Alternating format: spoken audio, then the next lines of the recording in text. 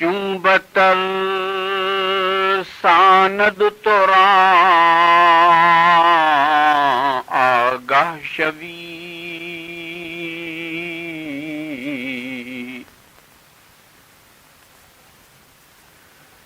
چون بتر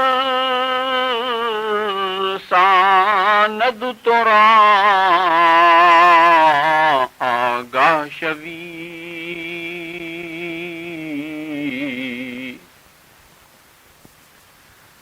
ورنہ تر ساند تو را گمراہ شوی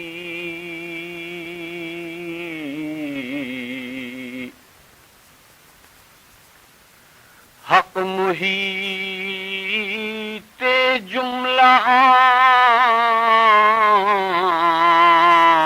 آمد اے پسر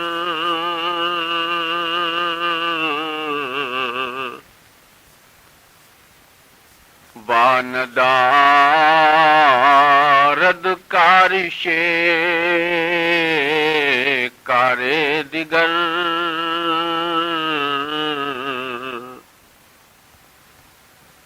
گفت آدم کے ظلم نا نفسنا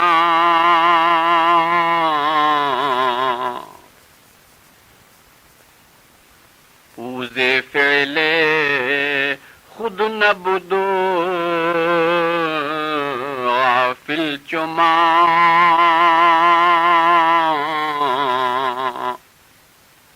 حضرت سلیمان دربار میں بڑے شان و شکوہ کے ساتھ جلوہ فرماتے ہیں. جن و انس و چرند و پرند پرے جمائے حاضر تھے. اللہ تعالیٰ نے حضرت سلیمان علیہ السلام کو جن و انس و چرند و پرند پر بھی حکومت عطا کی تھی. وہ اپنی اپنی زبانوں میں اپنے راز حضرت سلیمان کے سامنے پیش کر رہے تھے. ہدہد کی باری آئی تو اس نے اپنی ہنرمندی کا اظہار کیا. کہنے لگا اے شاہ میرا عمل اور میرا ہنر بہت حقیر ہے، مگر غلام کا کام آقا کی خدمت اور فرما برداری ہے. حکم ہو تو عرض کروں. حضرت سلیمان نے فرمایا بیان کر وہ کون سا ہنر ہے جو تیری ذات کے ساتھ مخصوص ہے. اس نے کہا جس وقت میں بلندی پر پرواز کرتا ہوں تو یقین کی آنکھ سے زمین کی گہرائی میں پانی دیکھ لیتا ہوں کہ پانی کہاں اور کتنی گہرائی پر ہے، کیا رنگ ہے، کس چیز میں ابل رہا ہے، مٹی سے یا پتھر سے.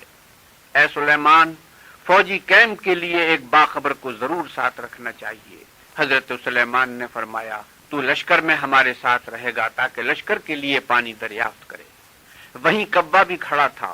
کبے کی خصلت میں دوسروں سے حسد کرنا شامل ہے. مولانا فرماتے ہیں راغ چون بشنود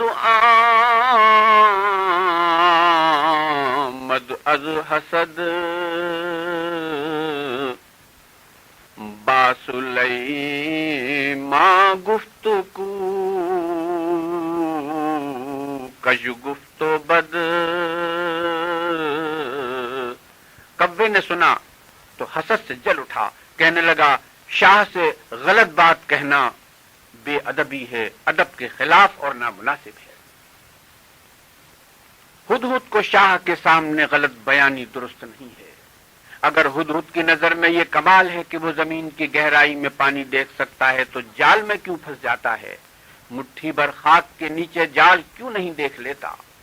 حضرت سلیمان نے کبے کی بات سنی تو ہدہد سے مخاطب ہو کر فرمایا تو ہمارے سامنے کیوں شیخی بگھارتا ہے، کیوں جھوٹ بولتا ہے؟ کبے کی بات کا تیرے پاس کیا جواب ہے؟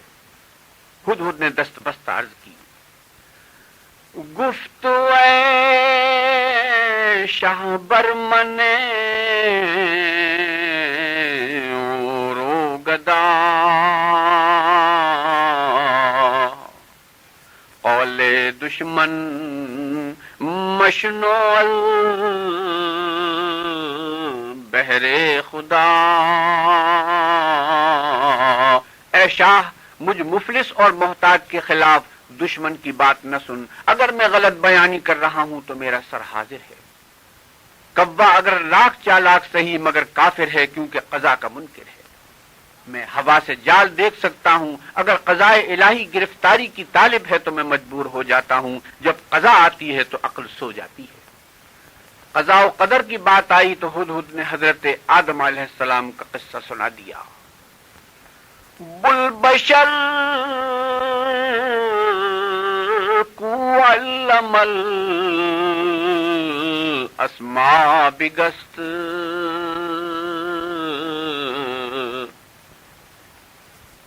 صد ہزار علم در ہر رگست۔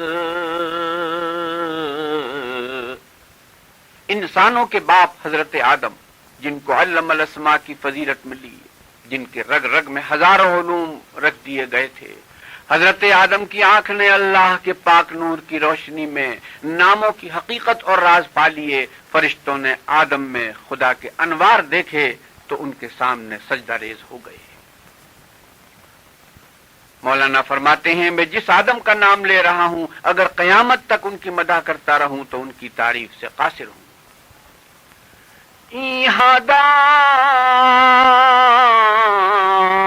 دانست چون آمد قضا، ای ہما دانست چون آمد قضا، دانش یک نہیں شد بروے خطا، سب کچھ جاننے کے باوجود جب قضا آئی تو ایک ممانعت کی سمجھ میں ان سے غلطی ہو گئی۔ ہدہد کہنے لگا، اگر میں قضا کے وقت جال نہیں دیکھتا تو میں ہی قضا کے راستے میں تنہا نہیں ہوں، اگر قضا جان لیتی ہے تو قضاء الہی سے جان بچ بھی جاتی ہے۔ اس شعر میں قرآن پاک کے اس تذکرے کی طرف تلمیح اور اشارہ ہے کہ اللہ تعالیٰ نے حضرت آدم علیہ السلام کو جنت میں شجر ممنوعہ سے روکا، مگر ابلیس نے ان کو شبے میں مبتلا کر دیا۔ کہنے لگا، شجر ممنوعہ سے جو روکا گیا ہے اس کا مطلب نہیں نفی ہے۔ نہیں کا ارتکاب کرنے والا گناہگار ہوتا ہے اور نفی پر عمل کرنا گناہ نہیں۔ ظالم کہنے لگا کہ آپ کو دانہ گندم سے اس لیے روکا گیا ہے کہ اگر آپ نے اس کو کھا لیا تو پھر آپ فرشتوں کی طرح ہمیشہ جنت میں رہیں گے۔ حضرت آدم علیہ السلام شبے میں پڑ گئے اور دانہ گندم لے لیا۔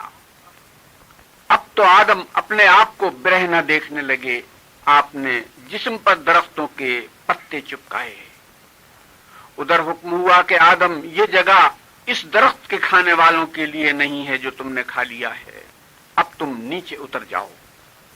حضرت آدم علیہ السلام کو زمین پر خلیفہ بنانا مقصود تھا۔ یہ سارا واقعہ حکم الہی کے نفوذ کا سبب بن گیا اور یہی اس واقعے کے اندر حکمت تھی۔ ہدہد اسی بات کو سمجھانا چاہتا تھا۔ چوں بتل ساند ترا آگاہ شوی، ورنہ تر ساند ترا گمراہ شوی۔ مولانا فرماتے ہیں کہ قضا تجھے ڈراتی ہے تو تو باخبر ہو جاتا ہے، اگر وہ تقدیر تجھے نہ ڈرائے تو تو گمراہ ہو جائے۔ جو قضا کے منکر ہیں اور اللہ کی قدرت کے غلبے کو نہیں مانتے وہ ظلم و تکبر میں ابلیس سے آگے بڑھ گئے ہیں۔ حق محیط جملہ مدے پسر، واندارد کارش کارے دیگر۔ اے پسر، اللہ سب پر حاوی ہے، اس کو ایک کام دوسرے کام سے نہیں روکتا۔ گفت آدم کے ظلم نا نفسنا،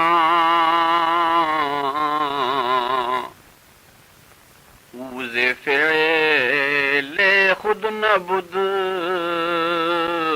غافل چما. حضرت آدم نے کہا اے خدا ہم نے اپنے اوپر ظلم کیا. وہ اپنے فعل سے غافل نہ تھے. انہوں نے خطا کے معاملے میں ادب کی وجہ سے اللہ کے فعل کو چھپا لیا، اپنے اوپر گناہ کا بوجھ لے لینے سے انعام کا پھل حاصل کیا. مگر شیطان نے کہا مجھے کیوں گمراہ کیا. ظالم نے اپنے فعل کو چھپا لیا اور حکم الہی پر اعتراض کیا. اور حضرت آدم نے کہا میں گنہگار ہوں. انہوں نے ادب کو نہ چھوڑا تو اللہ نے فرمایا میں نے بھی تیرے لیے اس کا لحاظ رکھا. اللہ نے ان کو توبہ کی توفیق دی اور ان کو عظمت کا تاج پہنایا. ہر کے